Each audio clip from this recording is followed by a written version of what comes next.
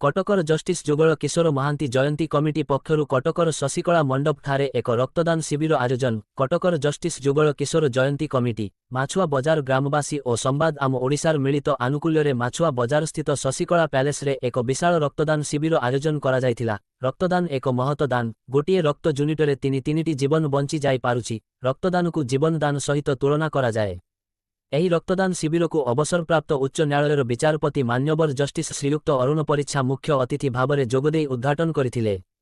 ଏହି କାର୍ଯ୍ୟକ୍ରମକୁ ଜୟନ୍ତୀ କମିଟିର କାର୍ଯ୍ୟକାରୀ ସଭାପତି ଶ୍ରୀଯୁକ୍ତ ସରୋଜ ସିଂହ, ଆବାହକ ଶ୍ରୀ କ୍ଷୀରୋଦ କୁମାର ସାହୁ, ଶ୍ରୀଯୁକ୍ତ ଗୋଲକ ଚନ୍ଦ୍ର ଦାସ, ଶ୍ରୀ ପ୍ରବୀଣ କୁମାର ବରାଳ, ବସନ୍ତ କୁମାର ସାହୁ, ସମାଜସେବୀ ଶ୍ରୀମତୀ ରଶ୍ମି କାନୁନଗୋ, ଆଇନଜୀବୀ ସମୀର ବାରିକ, प्रशांत दास एवं अन्यान्य कर्मकर्ता माने उपस्थित रही परिचालना करिथिले। सेंट्रल रेडक्रॉस टीम रो डॉक्टर और कर्मचारी माने रक्त संग्रह रे सहयोग करिथिले।